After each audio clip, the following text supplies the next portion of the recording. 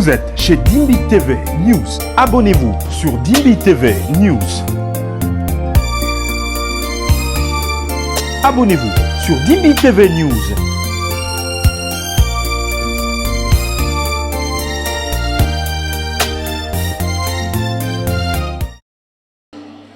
Attention, ne te marie pas par la foi. Il y a des conséquences. Je décourage à toutes les sœurs, n'épousez pas un homme de Dieu si tu n'as pas la paix. Je donne le conseil à toutes les filles célibataires, n'épousez pas les pasteurs. Mais toutes les célibataires, conseil gratuit, prophète, fuis, pasteur, fuis, évangéliste, fuis, apôtre, fuis. Je suis femme de pasteur. Mais c'est ton mari qui est impudique. Amen. Ah, c'est ton mari qui est impudique. C'est pas les pasteurs qui sont impudiques. C'est pas les pasteurs qui sont des aventuriers. C'est ton mari même. Et je suis l'enfant des pasteurs. Je connais ce que votre papa, tu l'acquises d'être impudique. Là, c'est ton père même. Amen. Oh non, je suis la femme d'un pasteur. Je sais ce que je vous dis. Je dis, oh, c'est ton mari même qui est impudique. Toi qui as la vocation d'épouser, apôtre, évangéliste, docteur, prophète, pasteur, épouse-le. Salut frères et sœurs, où que vous soyez, que le Seigneur vous bénisse. Si tu es là pour la première fois, abonne-toi sur Dimbi TV News pour ne rien manquer de nos prochaines vidéos. Je vous ai apporté encore la nouvelle vidéo de pasteur Sonika Fouta, Madame Joël Kabasile et un pasteur de la Belgique. Actuellement, cette vidéo est devenue virale dans les réseaux sociaux, mes très chers abonnés. Et je vais vous laisser suivre cette vidéo du début jusqu'à la fin. Vous avez compris au début de la vidéo. Et Madame Joël Kabasile conseille aux femmes d'éviter le mariage avec les hommes de Dieu. Mais un pasteur de la Belgique brise les silences, mes très chers abonnés. Et il dit que c'est plutôt le mari de Madame Joël Kabasile qui est impudique. Elle ne peut pas généraliser. On dit toujours que c'est lui qui se sent piqué connaît l'affaire. Bien-aimé dans le Seigneur. Assez que je sache, les hommes de Dieu ne répondent jamais aux attaques. Alors ce pasteur brise les silences. Il répond Madame Joël Kabasile. Madame Joël Kabasile est conseillée plutôt les femmes congolaises. Aucun pasteur s'est levé pour contredire Madame Joël Kabasile. À part Madame Lise Manzambi, elle est contre Madame Joël Kabasile. Alors ce pasteur de la Belgique brise son silence. Il traite le mari de Madame Joël Kabasile d'un impudique. Il a dit pourquoi elle généralise tous les hommes dédiés. C'est plutôt son mari qui est un impudique.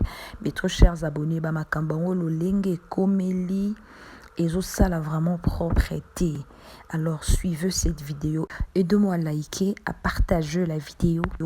Vos actions vont pousser la vidéo à être recommandée. Merci pour vos partages et vos likes. Que le Seigneur nous bénisse tous. Shalom. Moi je me suis marié trop jeune. Correctement, parfaitement. J'ai prédoté, j'ai doté. Mariage est suivi. Mariage religieux. Il y a une de mes filles. Elle est déjà dans la gloire de Dieu. Maman Elisabeth Olang. C'est moi qui lui ai prêché l'évangile. Je le pasteur Mandela baptisé, l'apôtre Léopold Mutombola encadré. C'est elle qui a fait. C'est elle qui était chargée de protocole, ma première chargée de protocole. Et là, elle avait un don. Mais mon épouse était tellement très jolie. Moi, je suis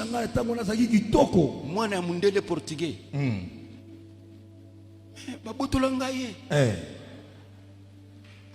Je n'ai rien fait. Papa.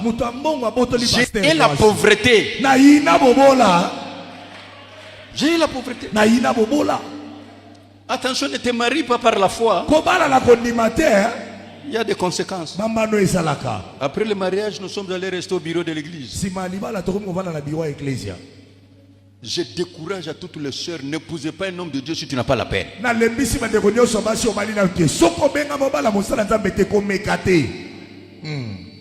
Ne cherche pas. Parce que notre vie a ses réalités. Soyez une servante. Et la femme était partie. Cet homme-là est allé m'accuser au tribunal la première fois dans ma vie. Je suis au tribunal. J'arrive là-bas, je me dis, révérend, moi c'est un niveau na yote tikaye. Frère, j'ai gêné, j'ai prié. D'abord, j'étais en retard de 21 jours. Je rentre à la maison, je trouve seulement l'enfant. Je cru qu'il avait fait un accident.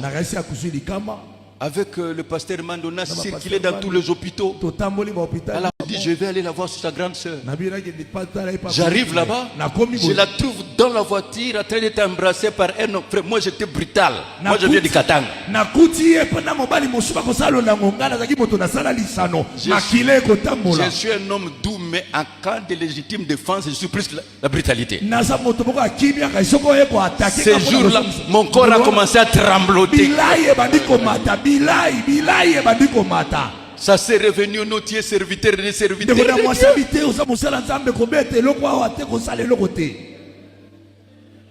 Il faut avoir la foi. Et à ce moment-là, tu viens à 5h30 du matin, tu n'as pas la place dans l'église.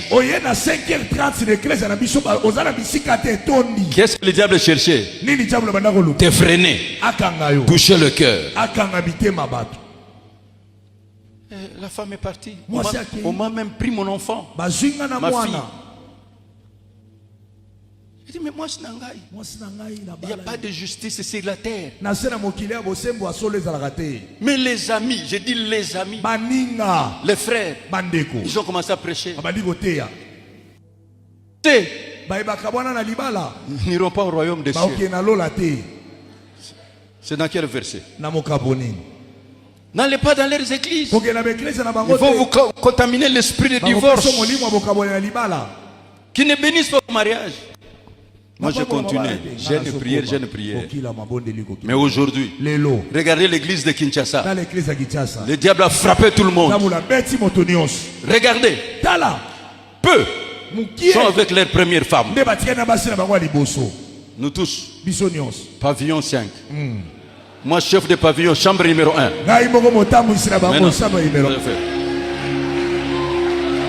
Nous tous.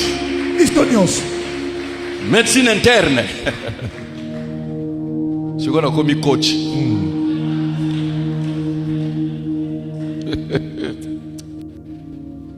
Frère, vous voyez le diable diviser l'église de quelqu'un. Ne te moque pas de lui.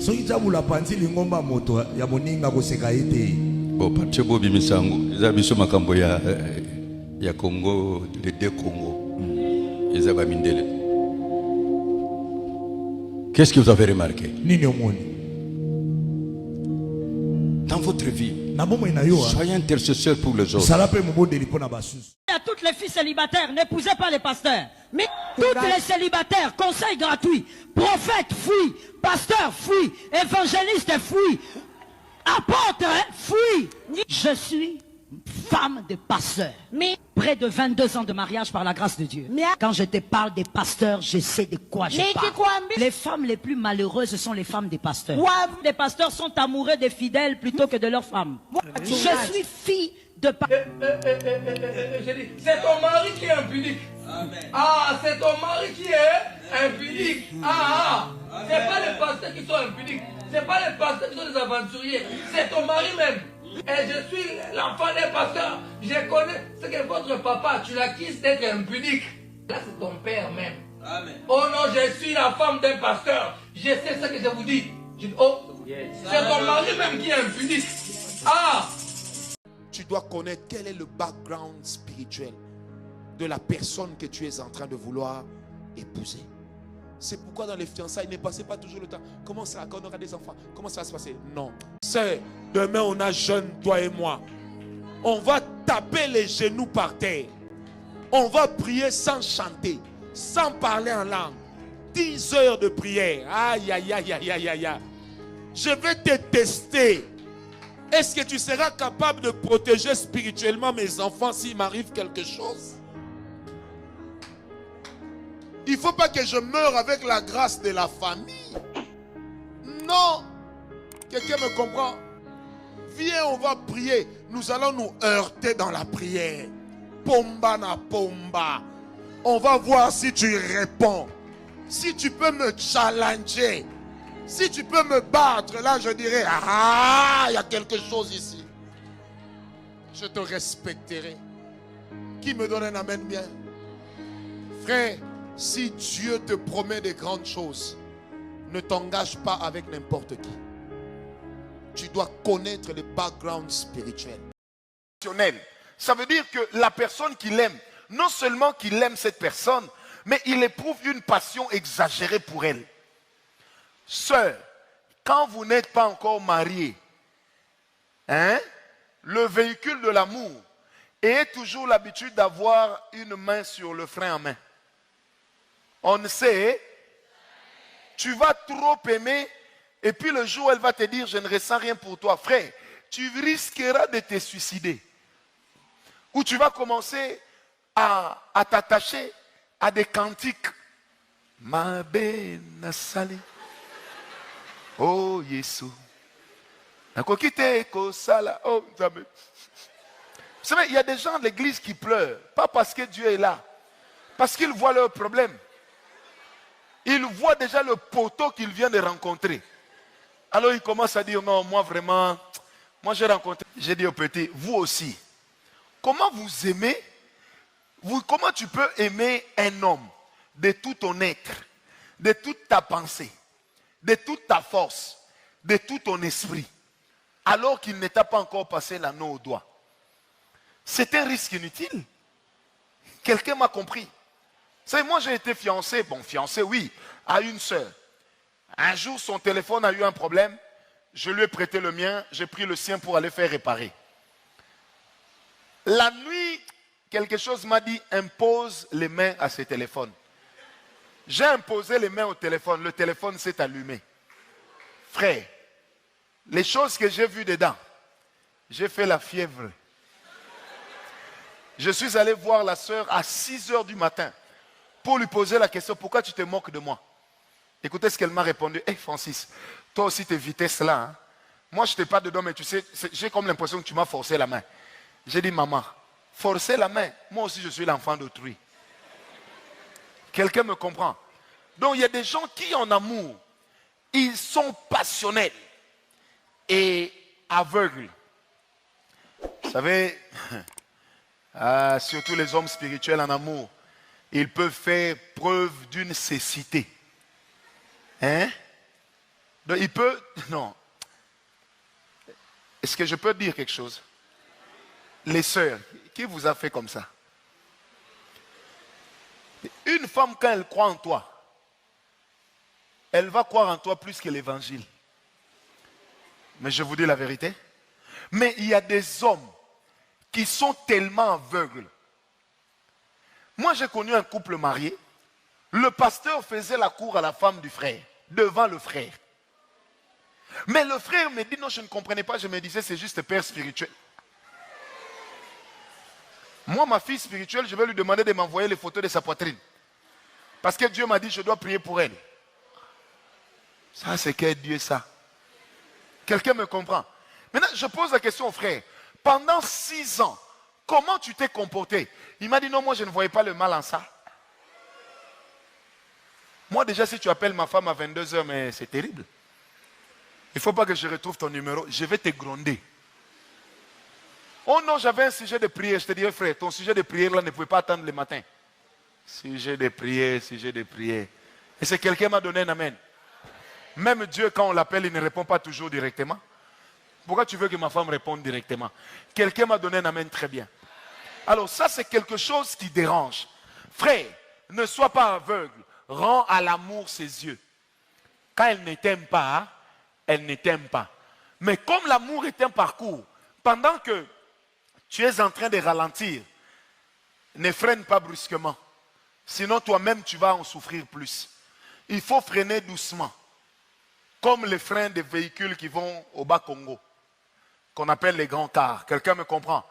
Vous savez, même quand tu veux casser, et quand même l'élégance de donner à l'autre le temps de penser ses blessures.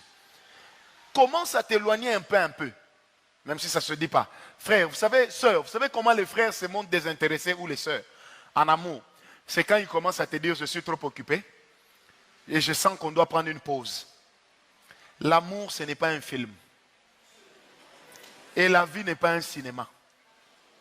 Généralement, celui qui demande de prendre pause, en réalité, son cœur n'est plus dedans. Il te donne juste le temps de penser ta blessure. Alors toi aussi, grandis. Comprends qu'il est déjà en train de me lâcher. Est-ce que quelqu'un m'a dit un amen bien? Je disais, est-ce que quelqu'un m'a dit un amen bien? N'aie pas l'habitude de tout minimiser.